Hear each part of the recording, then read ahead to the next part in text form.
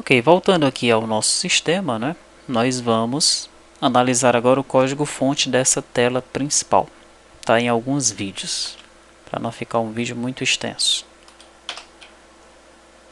Bom, primeiramente, essa tela principal ela está dividida em algumas seções, né? Ela tem aqui uma primeira seção, que é a seção Procedimentos Principais e de Infra.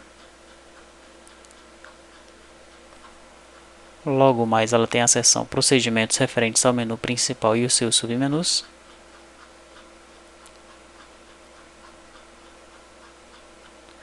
Depois, procedimentos referentes ao menu Operações e seus submenus. Depois, os procedimentos referentes ao menu Fiscal e seus submenus. Procedimentos para controle da venda.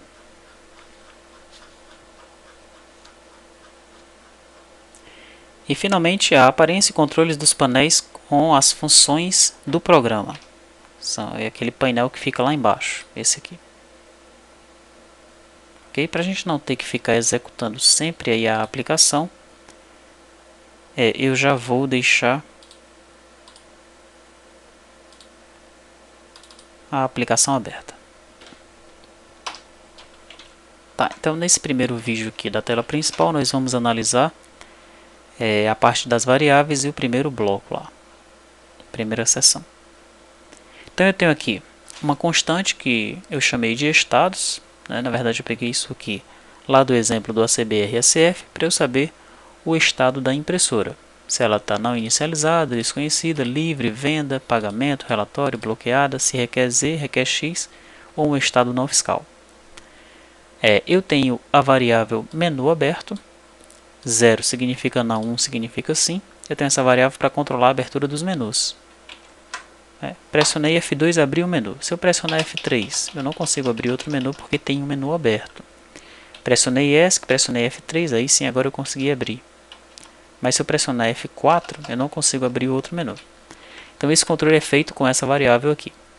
E status do caixa, eu tenho o status 0, que é o status aberto. É o status que está nesse momento aqui. Eu tenho o status 1, o status venda em andamento. Se eu pressionar um Enter, eu agora estou no status 1. E tenho o status 2, venda em recuperação ou importação de pré-venda e DAV. Ok? Item cupom, uma variável que eu tenho para controlar quais são os itens que estão sendo gerados no cupom. Subtotal, total geral são as variáveis que eu controlo aqui, esses totais. Movimento, configuração, cliente e venda cabeçalho são variáveis públicas que eu chamo de outras telas, das telas auxiliares. Tenho aqui algumas variáveis que são locais, mas para toda a unit. A variável produto, venda control, venda detalhe e a lista da venda detalhe. Então, quais são os meus procedimentos principais e de infra? Ao ativar o caixa, eu dou um repent. Isso aí é simples. Ao fechar o caixa, eu pergunto se o operador quer sair. Deixo visível novamente a barra do Windows. Desativo o ACBRSF e finalizo a aplicação. Ao criar o formulário, eu seto o menu aberto para 0, porque não vai ter nenhum menu aberto. Eu digo que todos os hints da aplicação têm que ser jogados em show hint. Então sempre que eu aponto para algum lugar,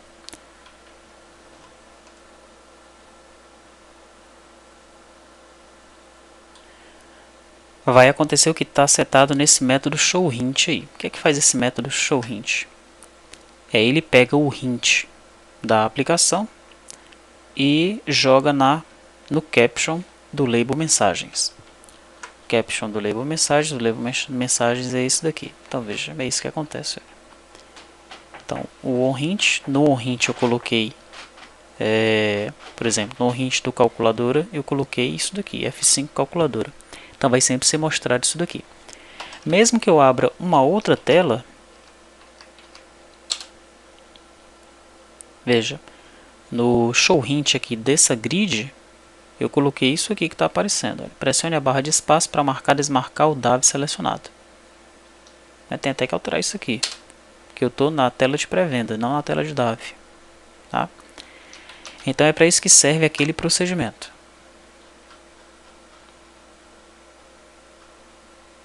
Deixa eu voltar aqui, pronto, para isso que serve isso aqui. Chamo o método pega configuração. O que faz o método pega configuração? Ele vai em configuração control e pega a configuração. Simplesmente ele pega o que está na tabela configuração. Ok? A gente pode observar isso. Olha, pega a configuração, ele seleciona todos os dados de configuração, instancia um configuração VO, uma configuração aqui, tá? É legal que dentro desse configuração nós temos um objeto de resolução também. Tá? Vamos observar de novo esse configuração VO.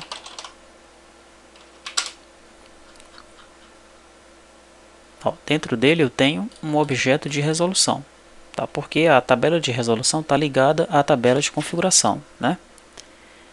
Então, quando eu trago os dados aqui da configuração vinculados aos dados da resolução também, que eu faço aqui um join, né? O join está sendo feito aqui, tá? Eu seto todos os dados de configuração e depois eu seto os dados do objeto resolução que está dentro de configuração. Ok? Isso aqui eu pego logo que eu inicializo o meu sistema, como a gente pode ver aqui. Tá, então peguei a configuração. A partir desse momento eu já tenho todos os dados da configuração. Eu seto o panel título, que é o panel que fica aqui em cima, esse aqui, né, para o que está em configuração.título tela caixa. Veja aqui no banco de dados, configuração.título tela caixa é exatamente o que está aparecendo lá no painel título. Aqui eu vou carregar a imagem principal, que é a imagem da tela principal, né? Essa imagem que nós estamos vendo aqui de fundo.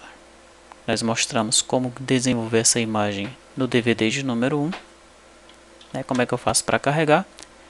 Eu pego o caminho das imagens de layout em configuração e concateno com o que está lá em resolução, a imagem da tela. Então, caminho das imagens de layout está aqui, ó, caminhos da imagem de layout. Resolução VO, eu peguei uma resolução vinculada à configuração, eu estou usando a resolução 1, tá? Então, na tela de resolução, a resolução é a 1024 por 768. E qual é a tela que eu vou usar? É essa aqui, tela 1024 por 768.jpg. É a tela que está aqui dentro.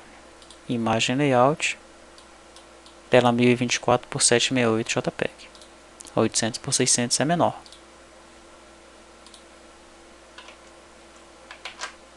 Tá? Então é assim que eu configuro a tela do sistema. Depois eu chamo o set resolução. O que é que faz o set resolução? Esse aqui é o que vai colocar cada componente no seu lugar e vai setar os tamanhos dos componentes, né? Então veja, vamos estudar esse procedimento aqui com calma. Primeiro eu crio aqui o configuração control, que é para eu ter acesso aqui ao configuração controller. Eu vou criar uma lista chamada lista posições, que é onde eu vou colocar a lista de objetos posição componente VO. Posição componente VO se refere à tabela posição componente. Aqui está. Ok? Cada resolução tem um conjunto de componentes, né? Então a resolução 1 vai ter o componente de bobina, vai ter o edit código, o edit quantidade com suas devidas características. Logo mais embaixo, a resolução 2 também vai ter o seu conjunto de componentes. Vai ter também a bobina, né? Veja que na resolução 1 a altura da bobina é 364. Na resolução 2 a altura da bobina é 284. Por aí vai, tá? Então eu vou ter essa lista de posição de componentes, né? E aqui eu vou ter um nome de componente que eu vou utilizar essa variável para alguma coisa, tá? Então primeiramente eu instancio aí o configuração controller e eu pego a lista de posições, instancio a lista de posições aqui e pego a lista de posições de verifica posição tamanho dentro de configuração control. O que é que faz esse método verifica configuração tamanho? Verifica posição tamanho. Ele vai selecionar aqui os dados da posição, né, daquela tabela posição componentes. Olha, o P aqui é a tabela posição componentes. E o C, né, que eu estou pegando aqui o ID da resolução apenas para vincular uma com outra, para fazer o join aqui, olha, é a tabela SF configuração. Instancio lista posições, faço um laço no que foi retornado e retorno essa lista. Então, nesse momento aqui, eu tenho na memória a lista de registros de determinada resolução. Se for a resolução número 1, eu vou ter desde bobina até o painel título. Tá? Vai estar tudo dentro daquela lista. Né? Cada um dos objetos dentro da lista, ok? A gente podia ver isso funcionando, né? Deixa eu finalizar aqui o caixa. Existe uma venda aberta. F9, cancela o cupom. F12, deixa eu sair. Vamos fazer assim. Eu vou colocar aqui um breakpoint. Bem aqui. Tá, e aí você vai ver como é que vai ficar essa lista de posições, tá bom? Então vamos pressionar aqui F9. Aqui.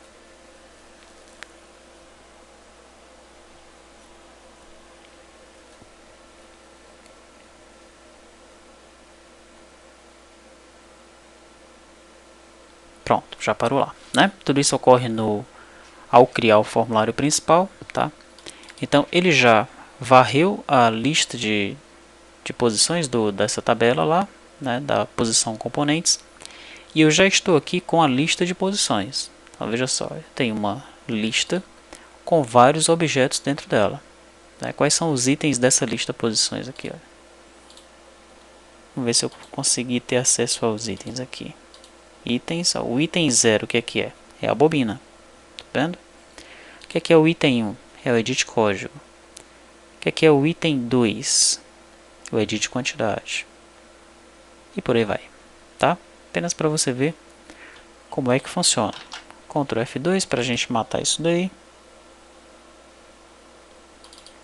Retornei com essa lista de posições para o caixa. Então, nesse momento, eu estou com a lista de posições aqui. Vou fazer um laço. De J igual a 0 até todos os componentes que tem na minha tela. O que eu vou fazer? Primeiro eu pego o nome do componente. Digamos que nesse laço eu peguei primeiramente o componente edit, o componente bobina. Pronto, peguei o componente bobina. Foi o primeiro que apareceu no meu laço, que eu estou varrendo todos os componentes da tela. Eu vou procurar se esse componente bobina está na minha lista posições. Legal? A gente já sabe que ele é o primeiro componente que retornou, né? Então eu vou correr de 0 até o tamanho da lista de posições.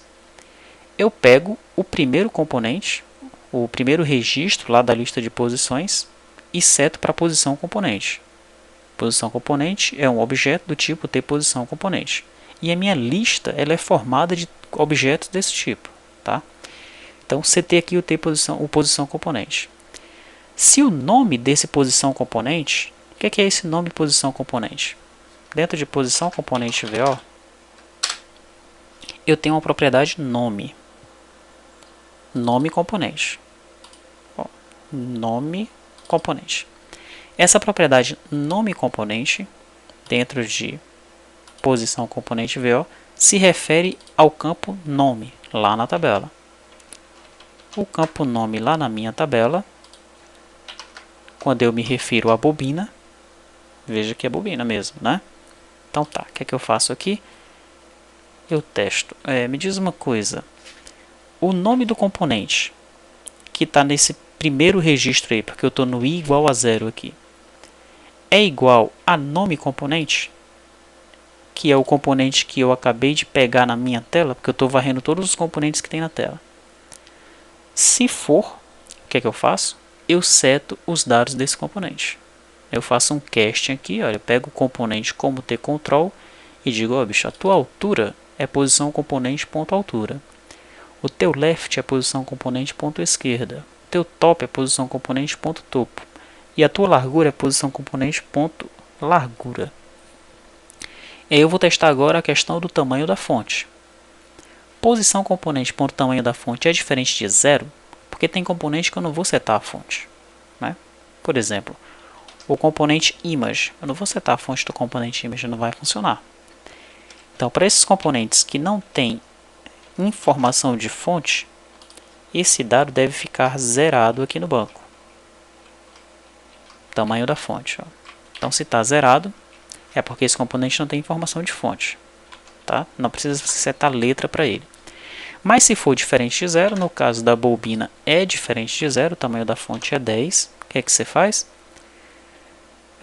Se for um tedit, você vai e seta a fonte dessa forma. Se for um jv-listbox, você seta a fonte dele. Se for um jv-label, seta a fonte dele assim. Se for um panel, seta a fonte dele dessa forma aí. Ok? E finalmente, se o componente for um t-label, aí você vai setar o caption dele. Ok? Nós temos aqui o texto. O caption vai ser testado com o texto componente que representa esse campo aqui. O texto aqui só vai ser digitado quando eu estiver trabalhando com um label. No caso aqui, label F1, o texto dele é esse daí. Ok? E aí vai e continua de novo, né? Por sorte aqui, o primeiro componente que eu peguei na minha tela foi a bobina. E o primeiro registro da minha lista era a bobina. Então, ele vai continuar correndo a lista. Aliás, ele vai quebrar esse laço aqui. Tá? Então, ele não precisa continuar correndo a lista. Tá? Quebrou o laço, voltou para o laço aqui de cima de novo. No laço de cima de novo, ele pegou agora, digamos que ele pegou o menu, submenu, por exemplo. Lista gerente. Digamos que seja esse componente lista gerente aqui. Tá? Então ele vai entrar aqui na lista de novo e vai procurar pelo componente lista gerente. Achou o componente lista gerente? Ele vai fazer todas essas configurações, vai quebrar, vai voltar para o laço de cima e por aí vai. Tá? Então é dessa forma que nós configuramos a posição e tamanhos e as configurações dos componentes da nossa aplicação. Né? No final das contas eu seto o left do caixa para 0, o top dele para 0, a largura dele para resolução VO.largura e a altura dele para resolução VO.altura. Então veja aqui na minha tabela de resolução eu tenho também a altura e a largura. Ok? É isso que esse método está fazendo. Então deixa eu voltar aqui para o onCreate, né? Peguei a configuração, setei o título, setei a imagem, setei a resolução, criei o movimento, criei o controle da venda, chamei o tela padrão. O que é que faz o tela padrão? O tela padrão ele vai fazer o seguinte, ele cria o movimento controle, ele verifica o movimento. Se eu clicar aqui em verifica movimento, eu vou testar se existe um movimento aberto ou em status de fechado temporariamente, tá? Se o movimento.id for igual a 0, o caixa está fechado, não tem movimento. Se for T, saída temporária, se não, caixa aberto. Se o status do caixa for 1, é porque tem uma venda em andamento.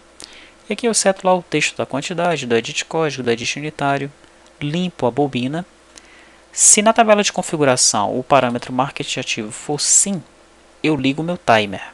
O meu timer é que vai fazer aquele banner ficar rotacionando. No caso aqui, a tabela de configuração, ela está com o market ativo igual a não. É por isso que a gente não está vendo o banner rotacionando lá, tá?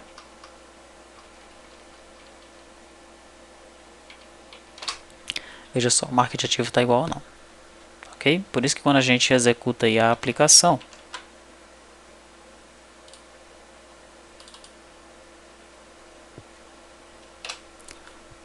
não tem venda aberta nenhuma aí, o banner não está passando aqui.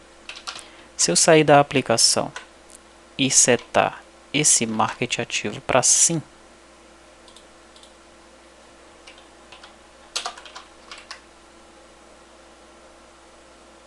fechar esse manual aqui, vou executar de novo a aplicação. Agora sim ele vai ficar rotacionando aí as imagens que estão definidas lá dentro da pasta Imagem Marketing, ok?